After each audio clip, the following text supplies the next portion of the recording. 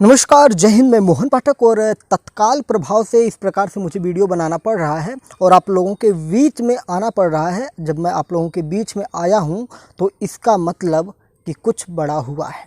आपने जान ही लिया होगा कि बीएड वर्सेस बीटीसी का जो केस माननीय सुप्रीम कोर्ट में चल रहा था, उसमें आज बीएड की हार हुई है, बीटीसी के छात्रों की जीत हुई है।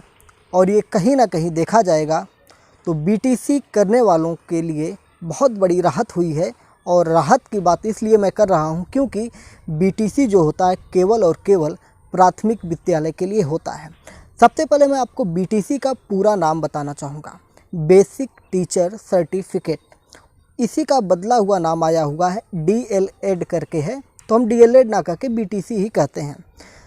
मैं अपनी बात करूंगा तो मैं खुद बीटीसी धारक हूं, बीटीसी प्रशिक्षु हूं, यूपी टेट क्वालिफाई हूं, सी टेट क्वालिफाई हूं, राजस्थान टीईटी यानी कि रीट क्वालिफाई हूं।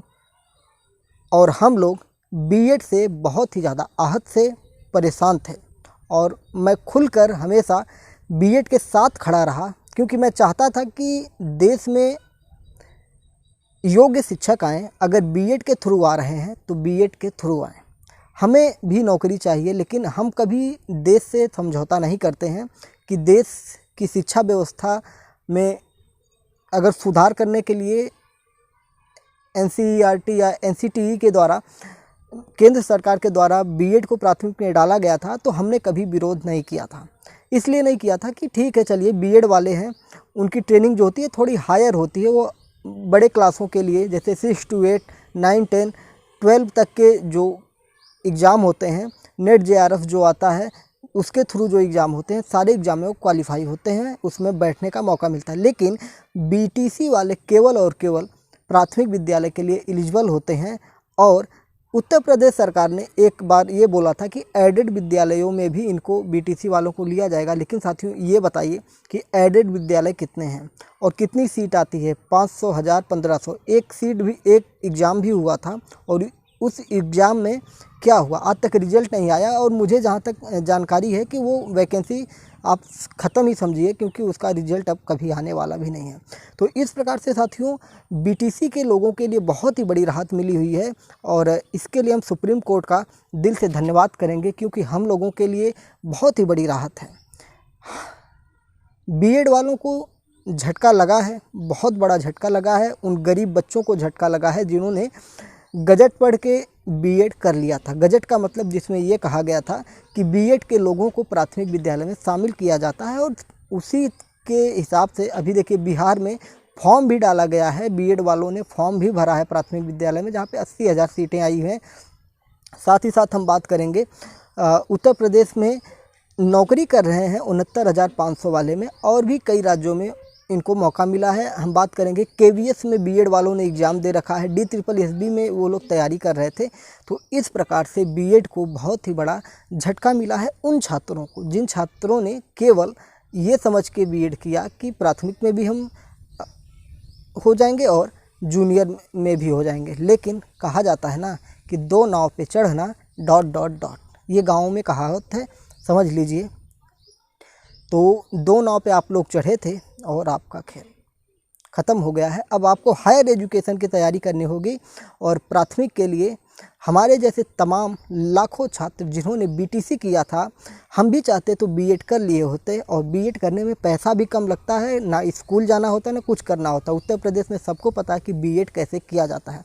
बीएड के लिए नाम लिखवाइए, पैसा दीजिए, बीएड हो गया। लेकिन बीटीसी के लिए प्रॉपर आपको क्लासेज करनी होती थी, ट्रेनिंग करनी होती थी, स्कूलों में जाके पढ़ाना पड़ता था, सारी चीज़ें होती थी। थोड़ी बहुत कमियां रह जाती थी, विद्यालयों में पढ़ाई कम होती थी। लेकिन बीएड के जो छात्र होते हैं वो सारे सब्जेक्ट पढ़ते हैं जो सब्जेक्ट बीएड वाले नहीं पढ़ते हैं। बीएड में सिर्फ एक सब्जेक्ट का स्पेशलाइजेशन होता है, लेकिन बीटीसी वाला जो छात्र होता है वो हर सब्जेक्ट पढ़ता है। जितने सब्जेक्ट आपकी उंगलियों पे आप काउंट कर सकते हैं, जितने सब्जेक्ट सुपर टेट में दिए हैं, सारे के सारे सब्जेक्ट बीटीसी के सिलेबस में दिए हुए हैं। और इसलिए बीटीसी वालों की तुलना तो बीएड वालों से कर ही नहीं सकते, क्योंकि बीएड वाले जो हैं हायर एजुकेशन के लिए हैं। तो भैया बड़े भाई तो हमारे हैं ही, लेकिन छोटे भाइयों के लिए सुप्रीम कोर्ट ने ये जो कहा है कि बीएड को प्राथमिक से अलग किया जाता है। मैं निकालने वाला शब्द अब वापस लेता हूँ कि निकाला नहीं गया है, अलग किया जाता है, क्योंकि बीएड प्राइमरी के लिए लागू नहीं होना चाहिए और ये अंतिम फैसला है और इसके बाद अब कुछ होने वाला नहीं है, क्योंकि ये माननीय सुप्रीम कोर्ट का वो भी 2 जजों की बात की गई है। बहुत हो सकता है सरकार हाथ पैर मारे तो 3 बेंच में जा सकती है, लेकिन कोई फ़ायदा होने वाला नहीं है। फिर से बीटीसी वहाँ पे जीतेगी। तो सभी साथी फिर से जोश और जुनून के साथ लग जाएं अपनी तैयारी में, और उत्तर प्रदेश या किसी भी राज्य में अभी सामने बिहार का एग्ज़ाम है, तो बिहार के एग्ज़ाम में आप लग जाइए और जाइए फोड़ के आइए। और मुझे लगता है कि बिहार का जो एग्ज़ाम है उसमें भी कुछ परिवर्तन हो सकता है, क्योंकि जब ये फैसला आ गया है तो बिहार में एक बड़ी वैकेंसी है जिसके लिए पेपर की छपाई भी हो चुकी थी। पुरुष और महिलाओं के लिए अलग अलग पेपर समय हो गया था, क्योंकि पुरुषों को सुबह में देना था, महिलाओं को शाम में देना था। तो अब जब संख्या बल बहुत घटेगा, आप देखिएगा 8 लाख के करीब फॉर्म डाले गए हैं बिहार शिक्षक भर्ती में, ये घट के सीधा सीधा आपका 5 लाख के आसपास आएगा या 4 लाख के आसपास आएगा। आप देख लीजिएगा, 100% दावे के साथ कहता हूँ करेक्शन करेगी बिहार सरकार। बिहार सरकार नहीं है, समझ गए होंगे कि नहीं है, इसलिए मैं वो डॉट वाला प्रयोग कर दिया, क्योंकि ये इनके गजट में इतना संशोधन हो गया है कि पढ़ पढ़ के पागल हो गए। अभी एक कल संशोधन हुआ जिसमें इन्होंने ये कहा कि 40% से नीचे वालों को भी रख लिया जाएगा। अब तो मुझे लग रहा है ये भी क्राइटेरिया ये हटाएंगे, क्योंकि जब बीएड हट गया है तो जनसंख्या कम होगी तो वो भी क्राइटेरिया हट जाएगा, भैया कितनों नंबर लाओ नौकरी ले जाओ। तो बिहार में बीटीसी वालों, डीएलएड वालों के लिए बहुत ही शानदार मौका है। साथ ही साथ उत्तर प्रदेश सरकार भी अब वैकेंसी देने के लिए मजबूर होगी, क्योंकि वो बार बार कहती थी कि कोर्ट में मामला निलंबित है, वहाँ पे लंबित है। अब कोई बहाना चलने वाला नहीं है। योगी जी आप भी थोड़ा तैयारी कर लीजिए कि अब जनता आ रही है।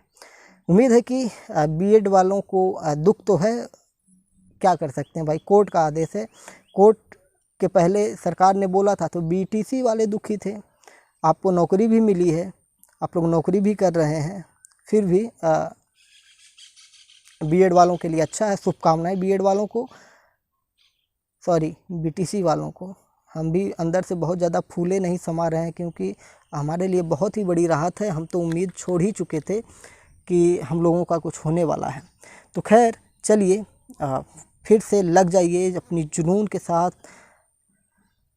जो किताबें आपने बैग में पैक कर दी थी, बोरे में बांध के छप्पर पर फेंक दिए थे, उनको उतारने का समय आ गया है। तलवारों में धार लगाइए, उसको चमकाइए। अब रणभूमि में जाने की तैयारी हो गई है। चैनल पर नए हैं तो जुड़ जाइए, क्योंकि अब हमारा और आपका साथ अमर अमर होने वाला है। जय हिंद, नमस्कार, भारत माता की जय। बीटीसी वालों को फिर से शुभकामनाएं। बीएड वालों के साथ हमारी शोक संवेदना अर्पित है।